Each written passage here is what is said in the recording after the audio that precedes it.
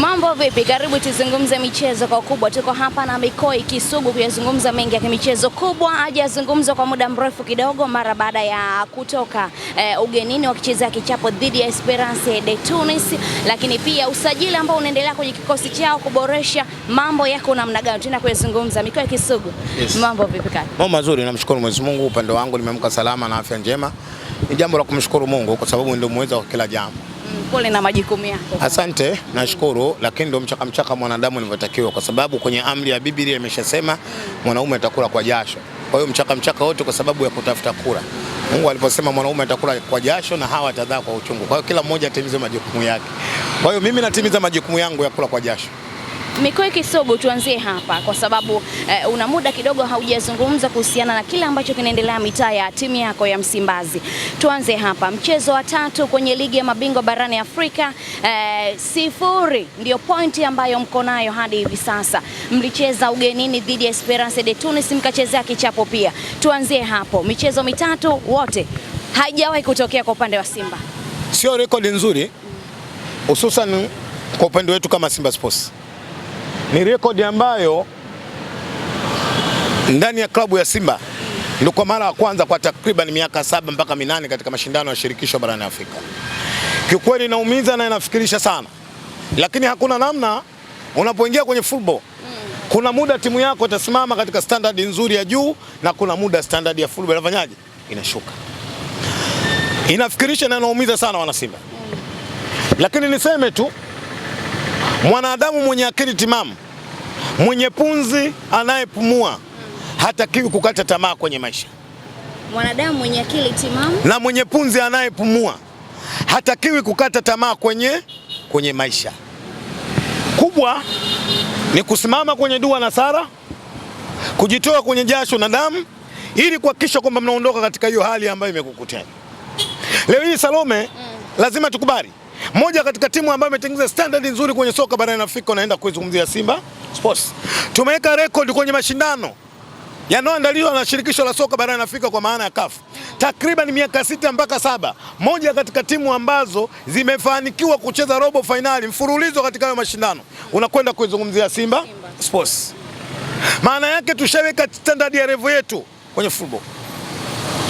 Lakini lazima uamini mpira ndivyo ulivyo. Kuna muda utakuwa uko vizuri na kuna muda utafanyaje? Utashuka. Ziko klabu kubwa duniani ambazo zimetengeneza historia mbaya kama jinsi ambavyo Simba wanavyoitengeneza. Leo hii ziko klabu ambazo kuzitolea mfano watu wa mpira watanielewa.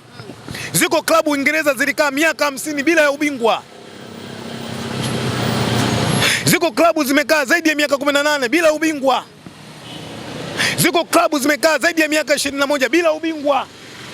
Haina maana kwamba kutoa historia ya maisha hizi klabu na sisi ndio tuishi. Lakini hapa naonyesha namna ambavyo football ilivyo. Kuna muda utapanda na kuna muda utashuka.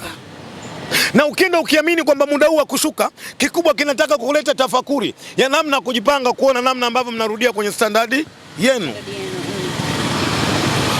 Haijatokea Simba Sports michezo mitatu bila pointi.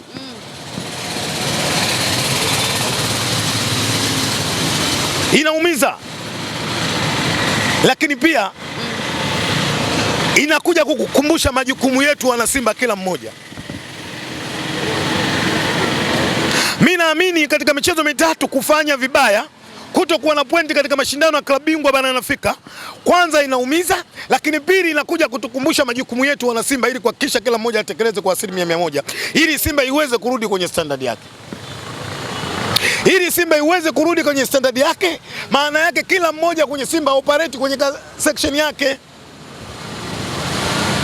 Mashabiki lazima tuoperate kwenye section yetu, management ya Simba lazima operate kwenye section yao, players na technical bench lazima operate kwenye section yao. Mimi naamini kila mmoja akafanya kazi kwa namna ambavyo majukumu yake kwenye timu yake ya kujitoa kwa 100%, Simba inaweza kwenda kufanya vizuri katika mashindano ya klabu bingwa barani Afrika. Kila mmoja akitekeleza majukumu yake. Nimemsikia msemaji anasema, nami kama kawaida yangu ni kuunga mkono katika hili. Slogan ya mechi 3 zilizobaki, hakuna kukata tamaa. Mechi 3 zilizosalia, hakuna kukata tamaa, na namwambia msemaji wa Simba kuna jambo anatakiwa aongeze. Ahmed Ally aongeze kitu gani? Hakuna kukata tamaa na inawezekana. Hakuna kukata tamaa na inawezekana. Ukichukua calculator ukipiga mahesabu hivi unaona ngumu, lakini huu ni mpira. Leo tumeona management ya Simba wao katika kukaa kufikiria, mimi naamini wamewaza, wameona kuna haja na kuna sababu ya kuongeza nguvu kwenye kikosi ili kuna namna ambavyo Simba inakwenda kupareti na inarudi kwenye standard yake. Tunafanya usajili. Mmeshusha vyuma. Wao kama wamekwenda wanafanya majukumu yao upande wake, na kila mmoja mwana Simba kwa 70% wanalizika na hiki ambacho kinaonyaje kinachofanyika, lakini pia kuwakumbusha viongozi wa Simba baada ya kufanya usajili sio mwisho, yako majukumu mengine kama management inatakiwa ongeze zaidi ili kuna namna ambavyo Simba inakwenda kufanikiwa. Haijaisha mpaka ishe. Michezo mitatu ndo ambayo imesalia Kisugu. Hebu tuzungumzie performance ya Simba ambayo wana Simba wengi walionyesha kuridhishwa na performance dhidi ya Esperance de Tunis mkiwa ugenini. Wewe ulitazama, ilikuwa ni mechi aina gani? Ilikupa mwanga kuona Simba sasa imeanza kurejea mara baada ya maingizo mapya kuonekana yakiperform kwenye huo mchezo? Ilikuwa mechi nzuri. Na ilikuwa mechi yenye ushindani mkubwa. Mechi ambayo kila mmoja aliyetizama ameona kabisa hii ndio Simba ambayo tunaitarajia kuiona, na ndio kwanza safari yake imeanza kuelekea kwenye mashindano ya klabu bingwa barani Afrika. Wachezaji wa Simba walijitoa. Spirit ilikuwa kubwa ya kupambana. Kila mmoja uliona kwenye nyuso zao wachezaji wa Simba, unaona kabisa dhahiri shairi hawa wanania na wanakusudia kuna namna ambavyo Simba inakwenda kufanyaje? Kufanikiwa. Na ndio maana ile mechi baada ya kupoteza, kila mwana Simba si kwa 100%, lakini kwa 1% chache alilizia baada ya kuona performance ya Simba Sports. Haijaisha mpaka ishe. Inawezekana. Leo tunaanza hamasa kuelekea mchezo wetu dhidi ya Experience ya wapi? Ya Tunisia. Tunaamini ni mechi ngumu na itakuwa na ushindani mkubwa kwa sababu kuu 2 mpaka 3. Sababu ya kwanza, Experience ya Tunisia anakuja kwenye hii mechi kwenye mindset zake, anajua nikienda kupata point 3 dhidi ya Simba Sports tayari nimeshaweka mguu ndani katika robo finali ya klabu bingwa barani Afrika. Experience ya Tunisia. Lakini Simba naye anasema nikienda kupata pointi 3 juu ya hii mechi nitarejesha matumaini ya kuona namna ambavyo sasa naendaje Ethiopia kwenda kufanya vizuri Angola, kuona namna ambavyo nakwenda kufanikiwa katika mashindano ya klabu bingwa barani Afrika. Lakini pili, lazima uzungumze uzoefu mkubwa katika bara la Afrika. Experience ya Tunisia lazima uipe heshima yao, moja katika vilabu vikubwa katika bara la Afrika. Tunawaheshimu. Waheshimu. Lakini Experience ya Tunisia wanakuja. Simba tuna maneno ya mwisho katika hii mechi. Tunasema kun fayakun.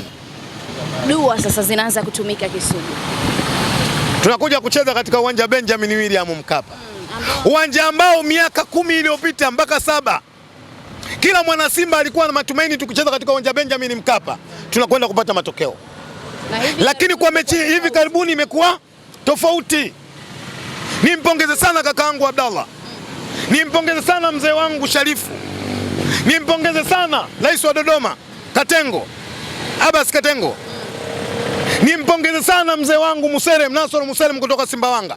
Wamefanya kazi kubwa. Na niwahakikishie wana Simba ile historia na maneno ya kusema kwa Mkapa atoki mtu inarejea. Kazi gani kubwa ambayo Kisugu ameifanya? Inarejea.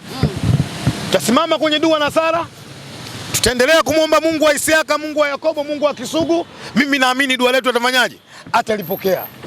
Kazi imefanyika. Dua watu wanaendelea kuomba. Kuna muda mwanadamu ukizidiwa na mambo lazima umrejee Mola wako ili kuna namna ambavyo anakusaidia unakwenda kufanyaje? Kufanikiwa. Ngoja nikupe kisa cha Nabii Isa, Musa alayhi salatu wasalam. Musa alipata kazi kubwa sana ya kupambana na Firauni. Firauni alikuwa na jeshi kubwa kuliko nani? Kuliko Musa.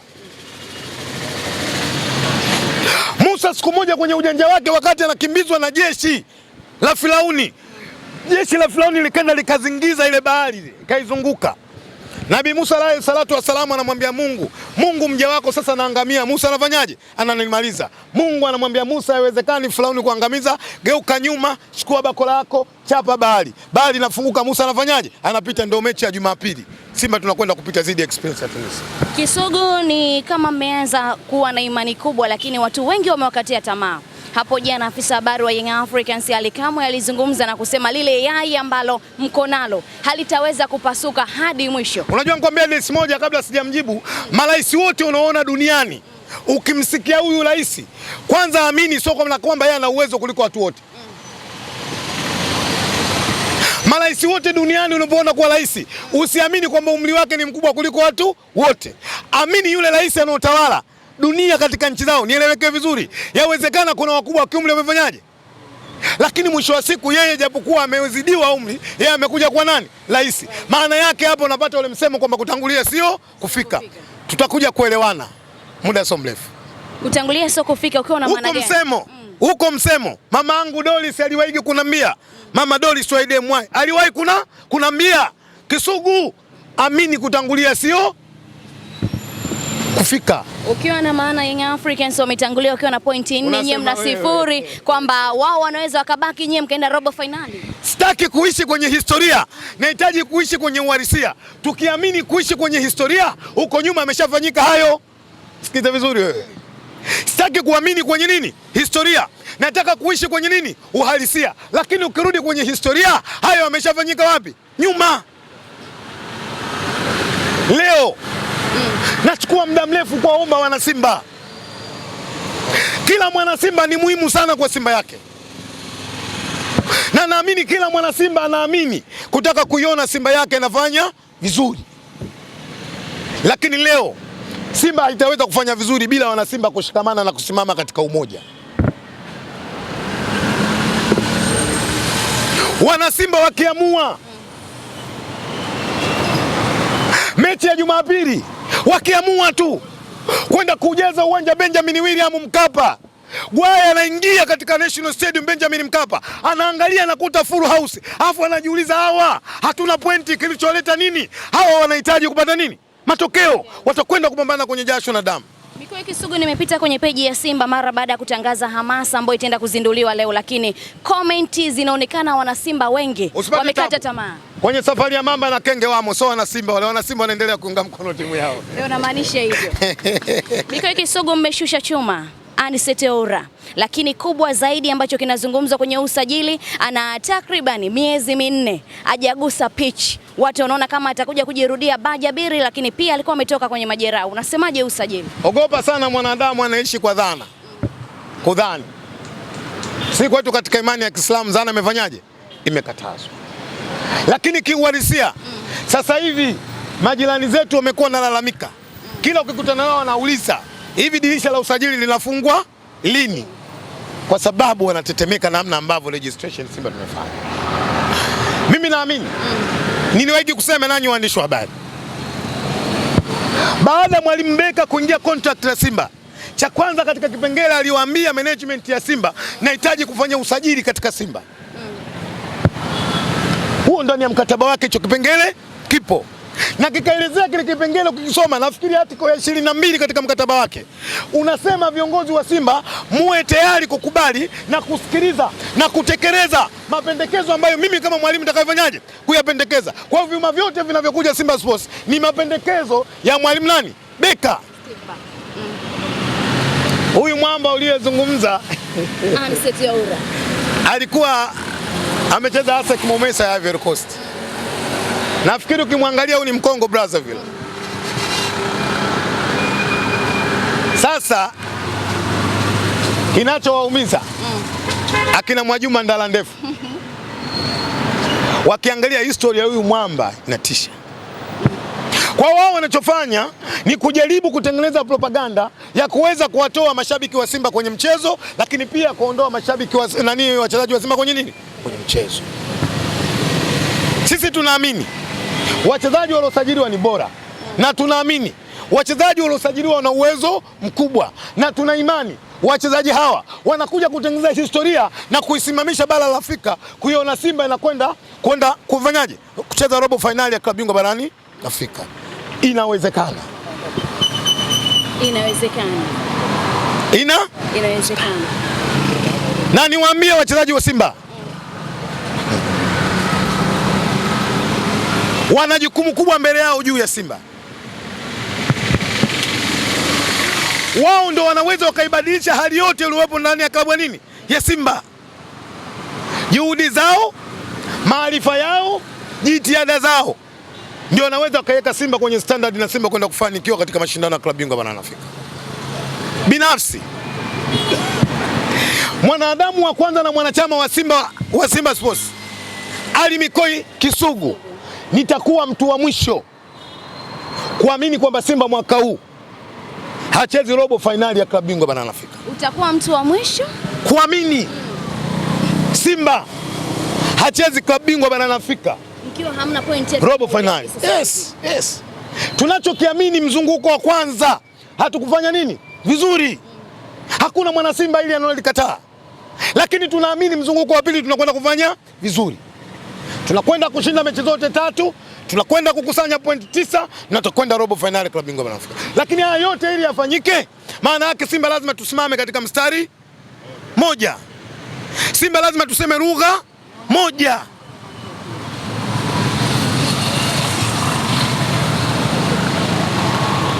Hakuna kukata tamaa. Inawezekana. Mikoi Kisugu, tuje hapa. Umezungumzia sajili ambazo anazifanya Steve Barker kwenye kikosi cha Simba. Tulishuhudia alichokifanya Fadu Davis. Alifanya usajili lakini baadaye akaondoka na akaacha wachezaji ambao yeye ndio ilikuwa machaguo yake. Steve Barker sasa hivi asilimia kubwa wachezaji wote wanaokuja aliwahi kuwa nao kwenye vikosi ambavyo alipita. Mambo yakienda tofauti, auoni kwamba kila siku mtakuwa mnatengeneza kikosi? Ogopa sana mwanadamu anayefikiria kukosa katika maisha. Ogopa sana mwanadamu anayefikiria kukosa katika maisha. Hayo baki nayo Salome ya kuleta dhana endapo. Simba tuishi kwa endapo. Tunaishi na imani kuamini kwamba tutakwenda kufanyaje? Kufanikiwa. Kwa hiyo mimi naamini Simba tunakwenda kufanikiwa. Unaamini Simba tunakwenda kufanikiwa chini ya kocha Steve Barker? Yes. Tumzungumzie Nyanda Boli ambaye alikuja kuchukua nafasi ya Pimpini Kamara ambaye alionyesha mchezo wake wa kwanza dhidi ya Esperance de Tunis. Moja katika magolikipa bora. Pamoja nani yule? Nimemsahau kidogo kutoka Nigeria. Kwanza ni kumpongeza mwalimu. Kwenye mpira moja katika eneo namba moja muhimu la goalkeeping.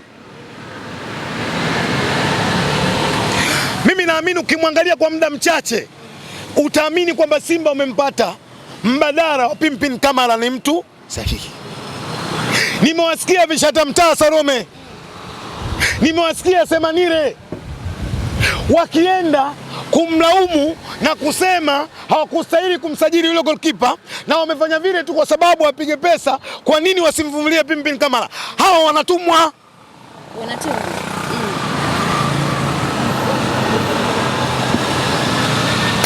Hawa vinyago vinatumwa.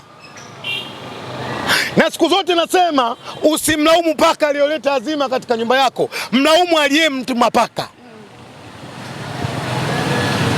Wana Simba wote sasa hivi focus yao, mentality yao ni kuiombea dua timu yao kwenda kufanya vizuri dhidi ya Esperance ya Tunisia. Wana Simba wote. Lakini viko viumbe ambavyo vinajiita wana Simba katika dunia hii hawajawahi kusimama mbele ya maiki kuzungumza mazuri ya Simba. Hawajawahi.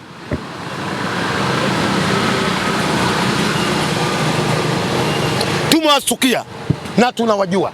Na nawaambia wakipita mtaani wakiona mtu kavaa jezi nyekundu anamuonyesha kidole, basi ajua anamlaani. Umeanza kutoa laana. Nendeni mkawaambie vikaragosi vile. Ukiona watu wananyosha kidole sio wanamsifia, wanamlaani kwa namna na matendo yake anayofanyaje, anayoyafanya. Hayuko mwana Simba ambaye yeye kila jambo la Simba baya tu kwenye maisha yake. Hivi leo mwana Simba wa kweli unaweza kwenda kubeza performance ya goalkeeping mechi moja? Basi kabla hujaangalia mechi moja, turudi kwenye CV zake, tukaangalia namna ambavyo alivyotoka taifa la Niger. linamtegemea.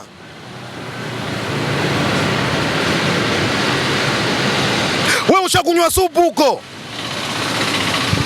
ushakula vyura, unakuja unapiga kelele tu.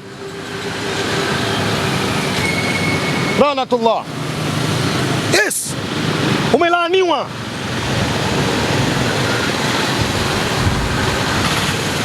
Haiwezekani. Wewe unajiita mwana Simba, alafu hakuna zuri la Simba katika macho yako.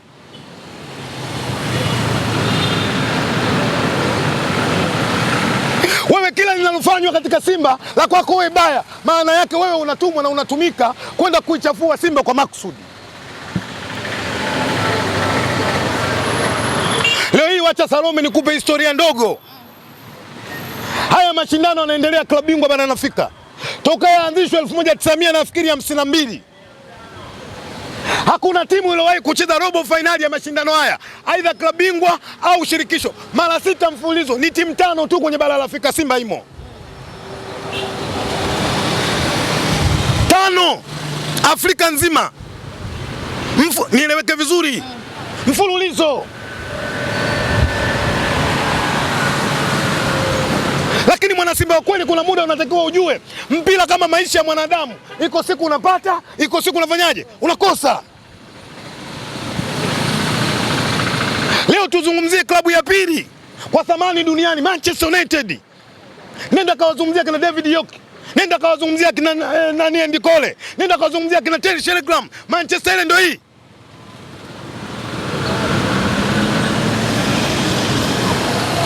Kuna muda inapanda, kuna muda unashuka. This is the football. Back to back Afrika, back to back. Salome, nenda kawaambia wana Simba wasome historia, waendelee kuisupport timu yao. TP Mazembe back to back, ubingwa wa Afrika mara 2. Kwa wapi leo Mazembe nani? No, so Mazembe wale nani wale? Enyimba. Back to back. Bingwa mara 2 Afrika. Yuko wapi leo? Napotana. Moja katika klabu imetengeneza rekodi kubwa kwenye bara la Afrika, TP Mazembe kwenye football. Ametengeneza historia ya Afrika, ametengeneza historia ya dunia. Iko wapi Mazembe? Haina maana kwamba Simba mifano hii tufanye kama alivyofanya Mazembe, lakini naonyesha kwenye football kuna muda utapanda na kuna muda unashuka. Mikoi, tumalize na hili kabisa. Wapinzani wako ni kama gari kwa upande wao limewaka, na wao wanaamini pointi zao 4, wana nafasi kubwa kwenda hatua ya robo finali. Wacha endelee kuamini. Si wanaamini? Wacha endelee kuamini. Lakini nenda kawakumbushe, mashindano ya klabu bingwa bado hajafanyaje? Hajaisha. Wewe unawaonaje kwanza sasa hivi? Gari lao ni kama limewaka. Gari limefanyaje? Limewaka, performance yao imekuwa kubwa. Hujaona maingizo mapya? Juzi nilikuwa na rafiki yangu mmoja alinipigia simu. Bwana Ngwame akanambia, mmoja katika watu siwaamini watoto wangu. Mmoja kati ya watu siwaamini watoto wake. Nikamwambia kwa nini uamini? Kila nikiangalia madaftari yake, mbona kosa nyingi? Akanambia Kisugu na wasiwasi na shule. Ile shule anayosoma ndugu yake, kila siku akirudi mwalimu anaweka gudi, tena anaandika maneno ya Kiingereza gudi. Sio yale ambayo Kiswahili tumezoea vyema. Anaandika nini? Gudi. Akanambia mtafutie shule yule. Nikahangaika baadhi ya mashule, walimu wanajua huko, nikampatia shule. Matokeo ya mitihani ilivyokuja, yule aliyekuwa na mdharau ndio amefaulu, amepiga A. Yule ambaye alikuwa ameamini, ambaye kila siku anapata gudi, amepata nini? 0. Niwashukuru sana waandishi wa habari.